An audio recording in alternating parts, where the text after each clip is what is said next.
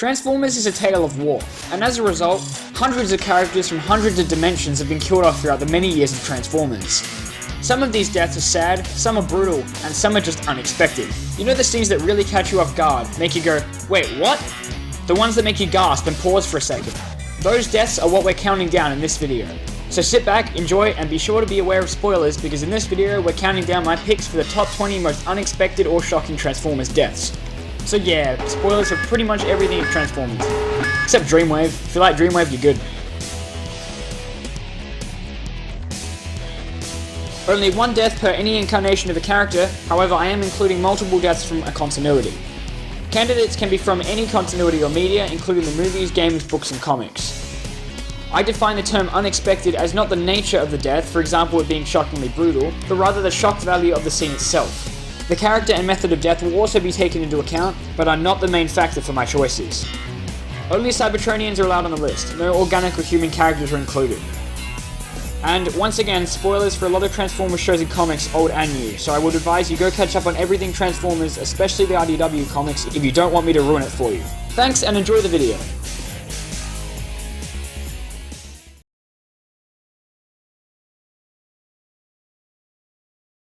Number 20.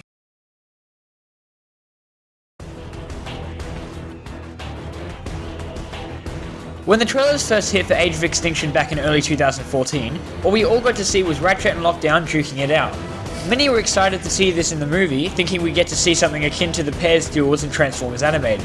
Instead, what we got to see was Lockdown brutally murder Ratchet in the opening scene for the movie by having humans shoot him up and then tearing his spark out. This one was unexpected, yes, but it was also really disappointing. Number 19.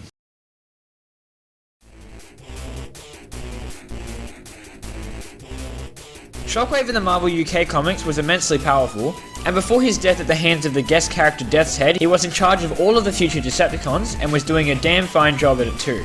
I don't think any of the readers could have guessed that Death's Head was going to burst in there, shoot Shockwave to bits, and then crush his brain chip just to make sure he was dead, all because he was being controlled by Unicron at the time. This one was unexpected for many reasons, mainly because it felt really forced. Death's Head received a lot of spotlight in the UK comics, as he was a guest character from another series. Shockwave was put down way too easily considering how powerful he was at the time. So this one was more unexpected because no one could have predicted Simon's writing to be so lazy. Number 18.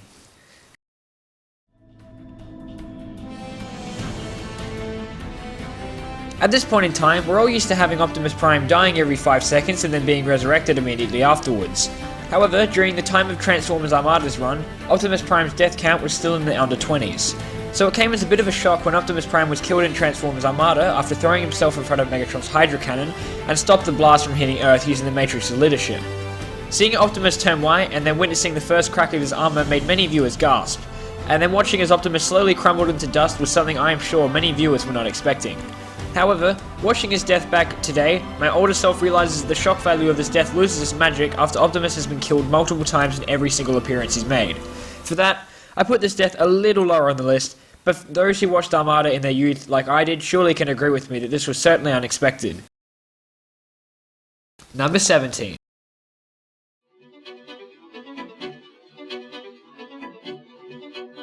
The final battle against Unicron in the Marvel Comics had a devastating amount of casualties, killing off characters old and new.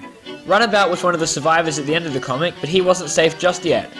Just as he was casually walking around and observing the aftermath of the Unicron battle, the arm of a demon shoots up from the ground, grabs him from below, and drags him into the abyss.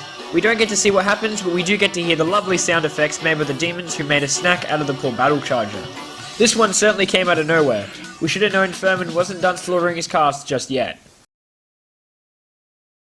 Number 16. By Dark of the Moon, I'm fairly certain by now people were used to Michael Bay killing off his characters. One death that I admit I did not see coming was the execution scene during the final battle of Dark of the Moon, where Bumblebee, Mirage, Ratchet, and Wheeljack, or Q, or whatever the hell you want to call him, were taken hostage by Decepticons. Wheeljack was first in line to be executed, and though he begged for mercy, Barricade shot him in the back in cold blood and destroyed the poor Autobot. I wasn't really a fan of the movie vs. Wheeljack and honestly find him quite repulsive, but I have to admit this one caught me off guard a bit. It would have been much better if it was Bumblebee though. Number 15.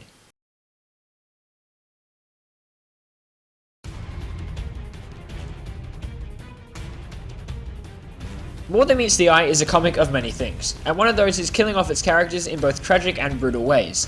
After only 20 issues, More Than Meets the Eye had already brought me to tears with both Pipes and Rewind's deaths, but what happened in issue 34 really caught me off guard. Blue Streak, Mainframe, Trail Cutter and First Aid, after being separated from the Lost Light, found themselves on a small planet known as Ofsted 17.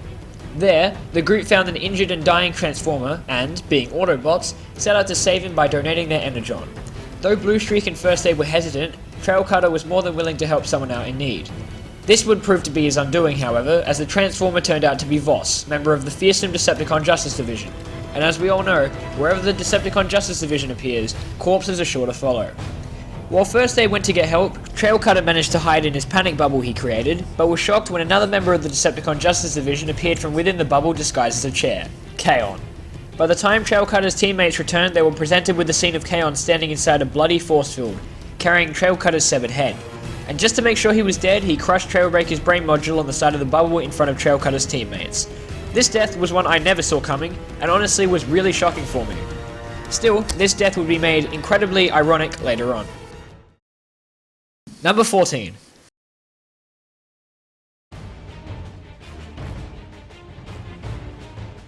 Last Stand of the Wreckers was really generous with its body count.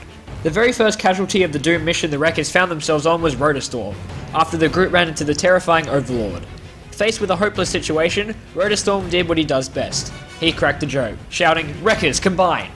After a moment of silence, Overlord began laughing. Thinking he had amused the Phase 6er, Rotorstorm joined in the laughter, confused. It was then Overlord shot him in the head and showered blood all over his Wrecker comrades. This death was used as both shock value and to drive the threat home of how dangerous Overlord was, and it definitely did its job. If only Rotorstorm was alive to see his joke come true in the form of the recent Wrecker Combiner Ruination. Number 13.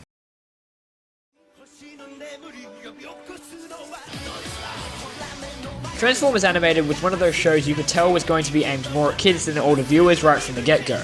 However, as the series progressed, more mature scenes did occur that all audiences can enjoy, including Blur's apparent death at the hands of Shockwave. While I would have included Blur's demise on this list, recent events at a BotCon reading have shown that Blur did not perish, rather his spark managed to survive even though his body was crushed. But Animated did have another death in store for us that was just as shocking and even more violent, though it comes from the Titan Magazine's comics. Within these comics is a character named Afterburn, who joined up with the Autobots and became immediate friends with the young Bumblebee. As issues progressed, it was revealed that Afterburn was a Decepticon infiltrating their team under Megatron's command, much to Bumblebee's despair. However, the young Autobot did not care, knowing that somewhere within his core, Afterburn was a good bot who could redeem himself. Afterburn wasn't given that chance, however, as Megatron appeared and destroyed the unlucky spy with a single shot from his fusion cannon. This death certainly came out of nowhere, and was more shocking than Afterburn's betrayal. What puts it this high on the list is the depiction of how this scene happens, which was incredibly violent for something like Transformers Animated. Number 12.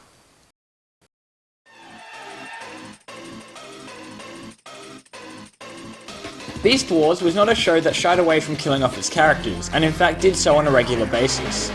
Though many of these were shocking, tragic or gruesome, one that certainly came out of nowhere was Tarantulas' unfortunate accident with the Vok. The Predacon captured the Vok-empowered Tigerhawk and attempted to extract the aliens within him with a beam that would destroy the X-Maximum. However, the Vok managed to leave Tigerhawk's body and enter Tarantulas instead, causing the ray to fire on Tarantulas and causing his entire body to explode.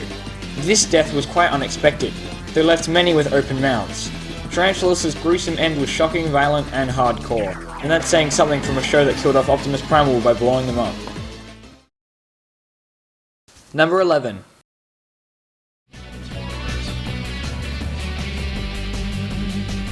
For this pick, we revisit Transformers Armada, though this time a death at the climax of the show. The Decepticon Thrust had revealed that he was in fact working for Unicron, and turned traitor on his Decepticon commander. In a shocking twist, Galvatron did not like this news too much, and decided to confront Thrust. The traitor bounced away from Galvatron, though found himself caught in a gap between Unicron's armor as he transformed into robot mode. Galvatron then spoke to Thrust and told him how much he had screwed up before walking away, and leaving the poor guy to be crushed between Unicron's armor.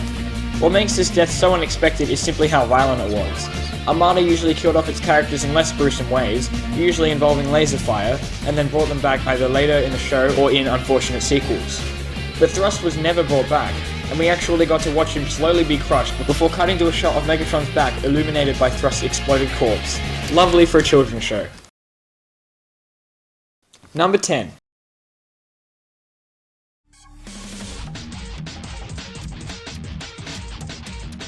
Transformers Sins of the Wreckers is probably one of the most depressing comics I've ever read. If Last Stand didn't quite do it for you, this sequel to the series kills off even more of the misfortunate wreckers and puts them through even more hell. Roadbuster gets my pick for the number 10 spot, however, as I have to admit I did a double take when I read this scene. Captured and tortured by Tarantulas. Yeah, it's complicated, I'm not even going to bother explaining it in this video. Go read it yourself if you're interested. The wreckers are seemingly in a hopeless situation. After discovering the horrid truth about his past, Roadbuster attacks Tarantulas after learning that the spider was the voice in his head that caused him to slaughter so many innocents in the past. As he said his goodbyes, knowing his fate was sealed, Roadbuster distracted Tarantulas while the others escaped. When it seemed like the wrecker had perished, he emerged from the rubble, safe and sound, until Tarantulas, who had shrunken down into his head, grew to full size and exploded him from inside out. While the comic sets up his death so you know Roadbuster is going to die, Tarantulas' gruesome execution of his victim was certainly shocking, and I don't think anybody was ready for how violent Roadbuster's end was going to be. Number 9.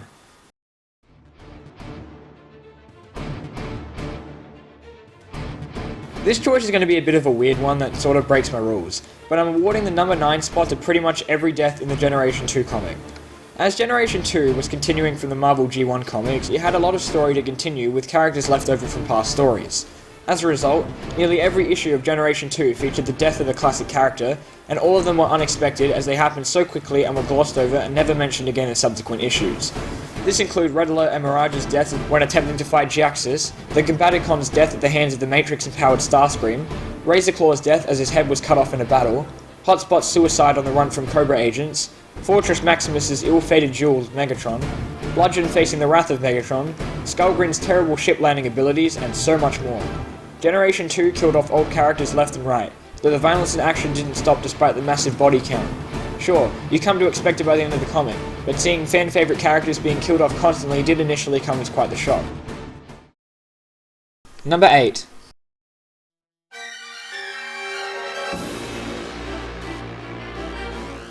Yet another tragic death from Dark of the Moon, though this one people actually cared about. Ironhide is one of the only characters in the Michael Bay movies that had any form of personality or character, but that wouldn't stop Michael Bay from killing him off in the third installment to his live-action Transformers franchise. No! I can't have any of the CGI robots having personality! Kill him off! Put more Megan Fox in there! Yeah, that's good. Yeah. After escorting Sentinel Prime to safety after being on the run from Decepticons, the big red douche turns traitor, gunning Ironhide down with his Cosmic Rust cannon, and we get to watch as the rust slowly eats away at Ironhide until he crumbles apart. While Sentinel's betrayal certainly wasn't unexpected, both Ironhide's death and the manner in which it occurred certainly came as a shock, and left us all wishing it was Bumblebee who was killed off instead. Number 7.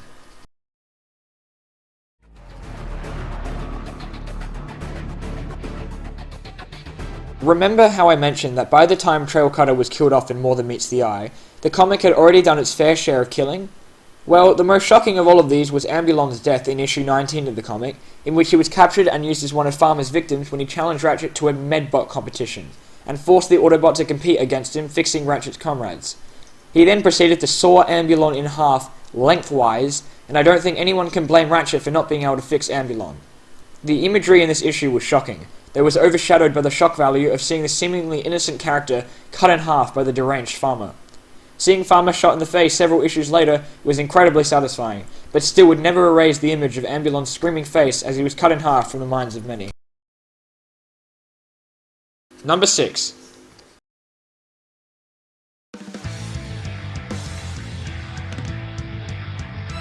Transformers Prime was really good at having shocking deaths, and though killing off its cast was not common, when it did happen it caught me off guard every single time. One example that comes to mind is Breakdown, the ill-fated Decepticon who attempted to stop Arachnid as she turned traitor on the Decepticon cause and was put offline as a result. Pursuing the spider, Breakdown cornered Arachnid and it looked as if he was going to squash the bug, right until Arachnid began webbing him to a tree, trapping him. Then all we get to see is Arachnid's sinister grin and her slashing the Decepticon, before Breakdown's screams are heard by the trapped Dreadwing. This death would later result in Breakdown's body being used for all sorts of things by the Anti-Transformer Corporation mech. though their experiments paled in comparison to how shocking and unexpected Breakdown's demise was in Prime. I almost feel sorry for him. Number 5.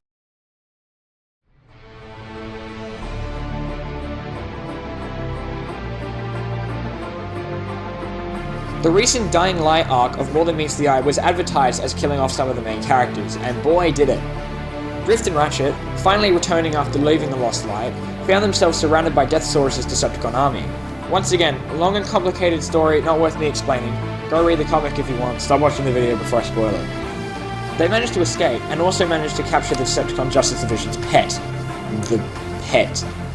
This caused Kaon, remember him? To become distraught and began wailing to his leader Tarn that they needed to rescue him. Tarn appeared to be sympathetic, leading him to embrace Kaon and comfort him. He then tore off his head and smushed it on Overlord's chest, all to prove to Overlord that the DJD meant business. Remember earlier in this video when I said that Trailcutter's death would be ironic? That's why. But irony doesn't take away from how shocking this kill was, and I feel even more sorry for Kaon. I don't know about you guys, but this one legitimately made me gasp when I first read it. God damn it, Tarn, look where that got you. Number 4.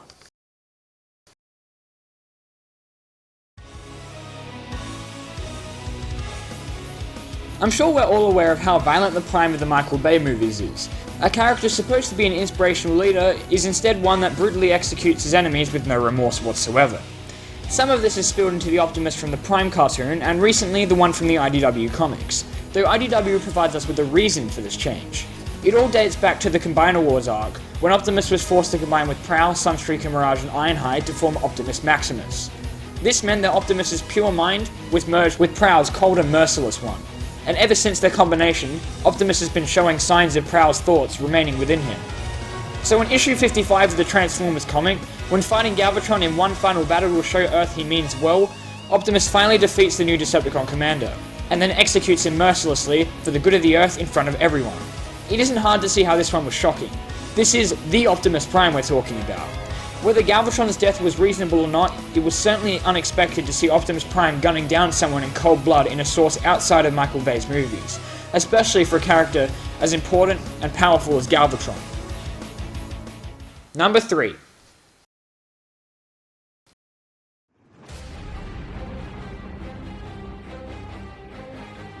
In an episode of the Prime cartoon, Dreadwing's brother, Skyquake, is resurrected by Starscream using Dark Energon.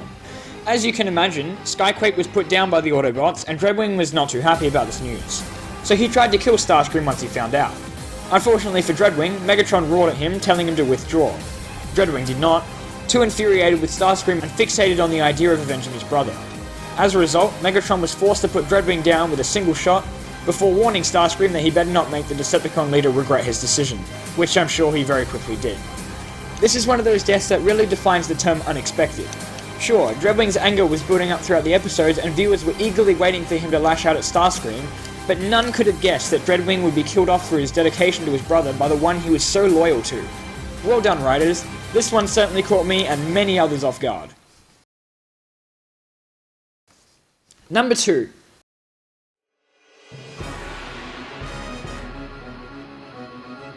Another one from Prime this time, though I'm sure by now you've heard enough about the Darkness Rising pilot arc of the cartoon. In the very first episode, Cliffjumper was captured by the Viacons and sent to Starscream, where he was interrogated. When he refused to give away any information, Starscream impaled the Autobot with his hand and offlined him instantly. As this was the first episode of the series, Prime had to show the viewers what to expect from the rest of the show. As I talked about in my last pick, unexpected deaths were very common in Prime. However, the way in which Prime sets up Cliffjumper to be one of the main characters in both promotional material and the episode itself was what caused Cliffjumper's demise to be even more of a shock. Once again, props to the writers for such a well-written plot twist. Number 1. And finally, for my number 1 pick, in my opinion not only the most shocking death of the Transformers series, but also the most shocking scene, the Shuttle scene during the opening scenes of the 1986 Transformers movie. Unlike these deaths, I don't think this pick was much of a shock. Shut up. Shut up. Shut up! The Transformers, despite being awarded the title of most violent cartoon back in the 1980s, was fairly tame in comparison to the things we see now for the series. The worst coming out of the show was characters being blown to bits, but they were easily put back together with little to no consequence. The 1986 movie, however, certainly turned the violence up a notch. The movie killed off many characters for the purpose of the spotlight being shifted onto the new cast and toys. And though everybody remembers Optimus Prime's death being tragic and unexpected, which it was, the movie had the whole tragic death scene and all that, so during the ridiculously long speech he gave before he joined the Allspark, we were all aware our favourite leader was no more. However, the Autobots aboard the shuttle at the beginning of the movie were given no such dramatic speech, and no attention whatsoever. They were just easily gunned down by the Decepticons. Prowl, Ironhide, Ratchet and Brawn are casually minding their own business when the Decepticons forcefully board their ship, and as soon as the rock music breaks out, you know something's about to go down. And boy does it. The 4 Autobots are mercilessly gunned down in a horrifically violent fashion, shocking everybody watching. I mean, Prowl vomits smoke for God's sake. Nobody could have guessed that something this violent would have made it into the movie, and nobody could believe that these 4 characters, especially Ironhide, were really gone. And the way the movie simply glosses over their deaths like it's business as usual is what makes this scene, and these 4 deaths, so memorable, and shocking to me. For that, I award the shuttle scene of the 1986 Transformers movie the #1 spot on my top 20 most unexpected Transformers deaths. Thanks for watching this video. Do you agree with my list, or did I miss out on a few? Be sure to let me know in the comments below, and if you enjoyed this video, be sure to give it a like and share it around with your friends. Also be sure to subscribe to keep up to date with future videos. I've got some awesome videos planned up next, so stick around if you're interested. Until then, see ya!